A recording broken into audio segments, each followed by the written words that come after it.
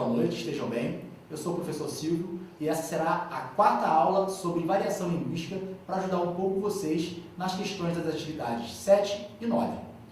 Vocês estão vendo que a gente está começando a aula já com a projeção de um mapa, né? O que pode causar um pouco de estranheza, mas fiquem tranquilos que não tem nada de estranho.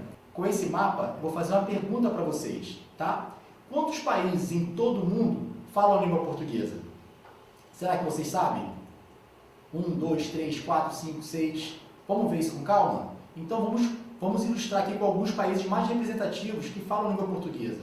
A gente vai ter Portugal, né, onde tudo começou, o Brasil, lógico, e na África a gente tem Moçambique, temos Angola, além de outros países.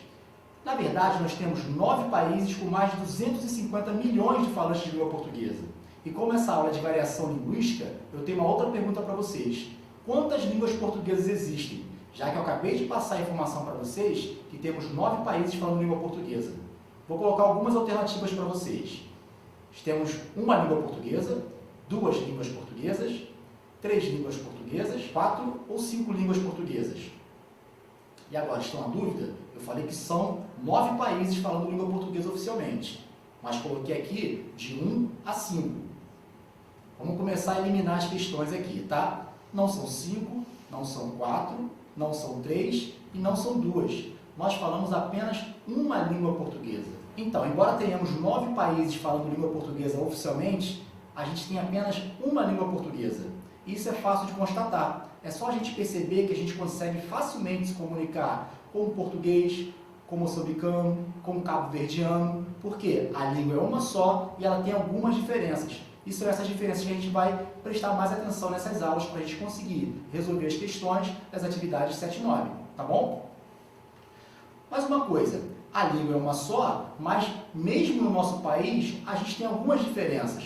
Por exemplo, eu vou tomar como exemplo a palavra menino, que a gente aqui da região sudeste fala desse jeito mesmo, né? Menino. Só que o pessoal lá do Nordeste não fala menino como a gente, vai falar menino. Então, a gente tem diferenças dentro da mesma palavra. E não só isso, a gente vai ter diferença também em palavras diferentes, denotando, significando a mesma coisa. Então, o que é menino para a gente aqui no Sudeste, né? Lá no Sul vai ser guri, e lá no Centro-Oeste vai ser piá. Então, temos diferenças no som e temos diferenças também no vocabulário. Isso tudo, esse conjunto todo de diferenças dentro da mesma língua. E isso só dentro do Brasil. Tá, pessoal? Vamos para a nossa primeira variação, a variação situacional. Como o nome já diz, variação situacional, porque vai depender da situação em que estejamos para a gente usar a linguagem de uma forma diferente. A gente vai ter aqui como exemplo um trecho do texto da atividade 7, né, que é um texto fictício, em que seriam os apresentadores do Jornal Nacional. William Bonner e Fátima Bernardes. William Bonner fala: boa noite, uma menina chegou a ser devorada por um lobo na noite de ontem. E a Fátima Bernardes vai falar: mas a atuação de caçador evitou uma tragédia. Isso é um modo de falar uma notícia. Se a gente for mudar de situação, mesmo no ramo jornalístico, mesmo no gênero jornalístico, a gente vai ter um modo diferente. Por quê? Lá no programa Cidade Alerta, que tem um caráter mais sensacionalista, um modo diferente de abordagem com o telespectador, vai ser um pouco diferente. Mas o fato é o mesmo. Veja a diferença do que seria o da Atena, né, pronunciando essa notícia. Onde é que a gente vai parar? Cadê as autoridades? Cadê as autoridades? A menina ia para a casa da vozinha a pé. Não tem transporte público. Não tem transporte público. E foi devorada viva. Um lobo safado. Põe na tela. Porque eu falo mesmo, não tem medo de lobo. Não tem medo de lobo, não. Então, a situação mudou um pouco, né, dependendo do telespectador. E o fato que é o mesmo foi veiculado de duas formas diferentes. Essa pode ser considerada uma variação situacional, tá? Algumas características aqui rapidamente sobre as formas diferentes de linguagem. A gente vai ter a forma padrão e a forma coloquial ou informal. Rapidamente aqui. Forma padrão, que é aquela norma padrão que a gente aprende na escola, que a gente vê nas gramáticas, nos jornais com mais circulação. A gente vai ter o maior prestígio sociocultural. Vão ser os textos, vai ser o tipo de linguagem mais valorizada. Ao contrário que a linguagem informal, não vai ter esse prestígio todo, tá? A norma padrão também ela vai estar presente nas gramáticas, como eu já falei, nos textos jornalísticos e nos textos científicos também, para evitar a ambiguidade, que tem que ser um texto objetivo. Já na linguagem informal ou coloquial, ela vai estar presente em bilhetes e mensagens informais. Quando eu quero mandar mensagem rapidinho pelo WhatsApp, eu vou usar a linguagem informal ou coloquial. Quando eu quero deixar um bilhete para alguém em casa, vou usar a linguagem coloquial também, tá?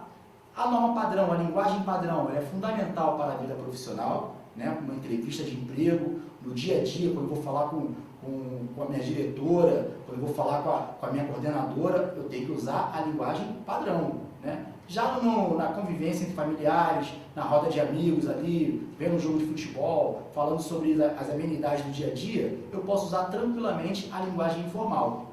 Último tópico aqui, né? A norma padrão ela é essencial e fundamental para a participação política, porque as pessoas esperam que líder político, líder religioso, né, líderes sociais, as pessoas esperam que eles usem essa linguagem padrão. Já na linguagem informal ou coloquial, ela vai ser mais usada na comunicação diária, porque você, com a informalidade ali, você pode comunicar de uma forma mais rápida, mais intensa, tá bom? Então agora vamos ver algumas questões dessa atividade 7, tá? A gente tem algumas imagens que vocês precisam observar e colocar na linguagem padrão, na norma padrão. A primeira imagem eu vou ler para vocês e só a partir da leitura vocês já vão ver que é bem diferente, que o ouvido já vai perceber que tem alguma coisa diferente, tá?